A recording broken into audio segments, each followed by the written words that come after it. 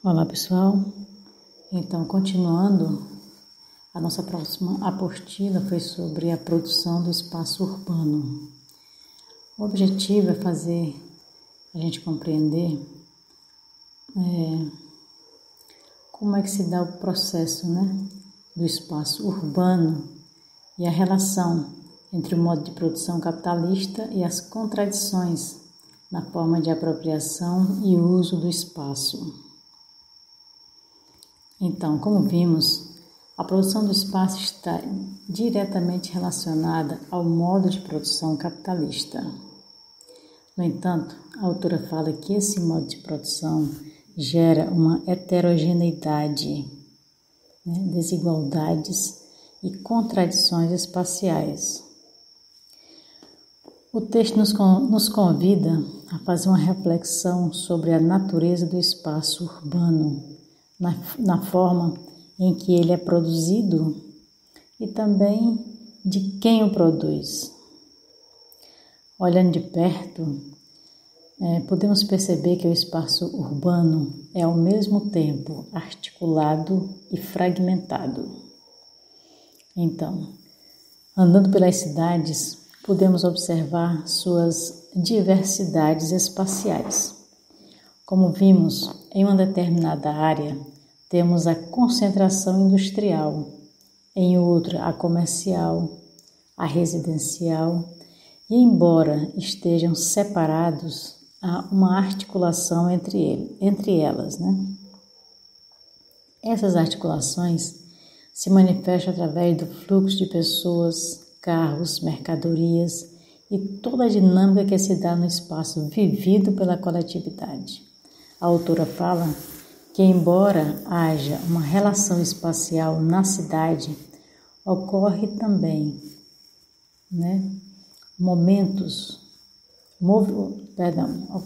movimentos ou articulações que não são perceptíveis. Para a autora, essa invisibilidade é decorrente de uma atividade cotidiana mecanizada, o que impossibilita uma reflexão aos condicionamentos que as cidades produzem. Vamos entender no que consiste essa complexidade. Para ela, essa complexidade envolve todo o processo de produção e reprodução do sistema capitalista. Então, que processos são esses? São os processos econômicos, financeiros, os juros, os lucros, A ânsia por mais-valia, ou seja, a ânsia pela apropriação das horas trabalhadas e não repassadas aos trabalhadores, não é isso? Mas mais-valia é exatamente isso, a apropriação indevida de parte do trabalho empregado na produção da mercadoria e que não é repassado ao trabalhador. Então, toda essa forma de produção do espaço é sustentado por um poder político e por uma forte ideologia. Nesse espaço também se articulam as dimensões simbólicas, estruturas, memoriais que resistem aos séculos. Já falamos um pouquinho dele no texto anterior, mas eu queria aprofundar um pouquinho mais nessa dimensão simbólica. A autora fala que entre esses memoriais nós temos os lugares sagrados e os lugares onde se encontram as grandes obras de arte. Podemos perceber que o espaço sagrado presente também nas grandes obras de artes são atemporais, ou seja, atravessam os séculos. Portanto, é o que há de mais valioso e duradouro em toda a produção espacial.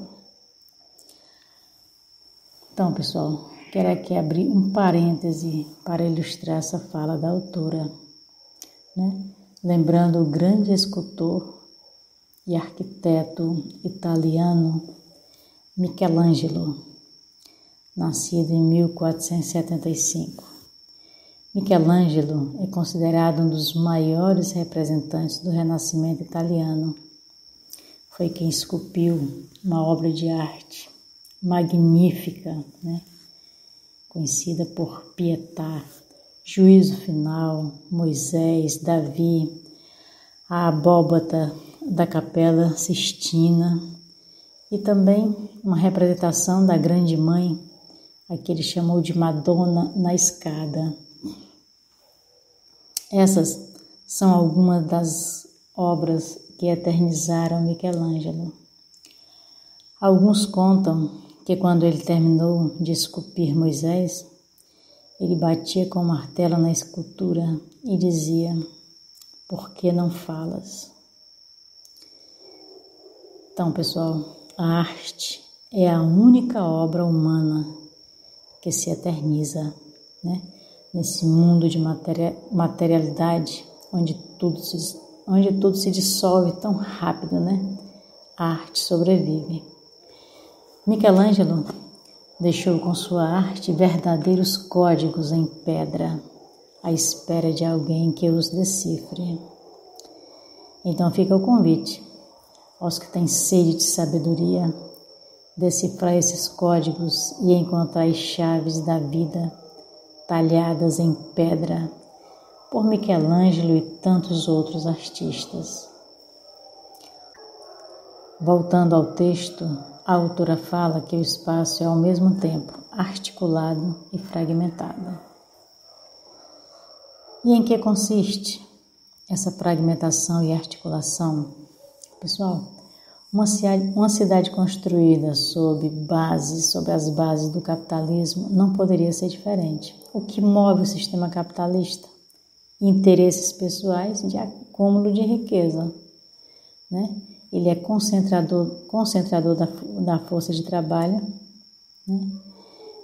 e riqueza gerada por essa força, o que ocasiona as grandes contradições no tecido social e espacial. Então, o que a gente pode entender? É um sistema que não partilha. Sua filosofia é a economia, A economia, esse é o coração mecânico da cidade, onde pessoas realizam seu trabalho também de forma mecânica, E quem sabe se aquecem no calor das lutas e dos conflitos constantes. O texto fala do filme A Cidade de Deus, que mostra essa organização doentia presente em muitos bairros populares. Mas essas anomalias seriam um privilégio apenas dos bairros populares? É claro que não, pessoal? As instituições que estão à frente do nosso país, seja o poder legislativo, executivo ou judiciário, mostram fortes contradições em suas formas de promover, ou que deveria promover, a justiça social. É claro que nem por isso a gente deve deixar de lutar em prol do bem, do bom, de tudo que é belo, de tudo que é justo. Fica o convite, Que tudo que nos aflige hoje sirva de alimento para agirmos de forma diferente no mundo. Criticar não resolve. Como disse Gandhi, que possamos ser a mudança que queremos ver no mundo. Então, toda essa reflexão pretende nos fazer enxergar os bastidores dos conflitos sociais e a possibilidade de construirmos um mundo sob outras bases morais. Vamos falar agora de quem produz o capitalismo, Para a autora, ou seja, a autora fala que são os proprietários dos meios de produção, ou seja, as grandes indústrias, os latifundiários, os promotores imobiliários, o próprio Estado, também são formadores do capitalismo e desses espaços sociais. Ela fala que esses agentes atuam de forma legal, assegurados por lei, embora se apropriando do espaço de forma desigual. Os maiores consumidores do espaço são os proprietários das grandes indústrias e do comércio. Um outro agente são os proprietários fundiários, que convergem terras rurais em urbanas. Eles têm interesse no crescimento das cidades, pressionando o poder público para investir em infraestrutura nessas áreas, a fim de que sejam valorizadas comercialmente. Especulação imobiliária é outra forma de ocupação do solo mediada por interesses financeiros. Ela enfatiza que há pouco investimento em habitações populares, A exemplo do programa que nós tivemos conhecimento, que é Minha Casa Minha Vida. O Estado também é um forte consumidor e regulador do solo urbano. É ele que elabora as leis, que gera as normas de zoneamento e delibera as obras.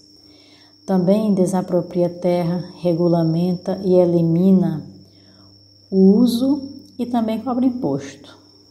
Então, o Estado exerce forte influência sobre o espaço e isso se dá de forma completamente articulada aos princípios ou aos interesses capitalistas.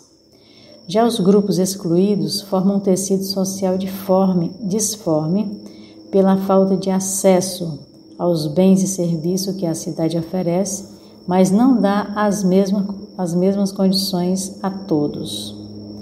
A maioria não tem acesso à moradia, então vão produzir um determinado tipo de espaço como estratégia de resistência e sobrevivência, surgindo as grandes favelas em áreas vulneráveis, como as encostas de morros e as margens dos rios.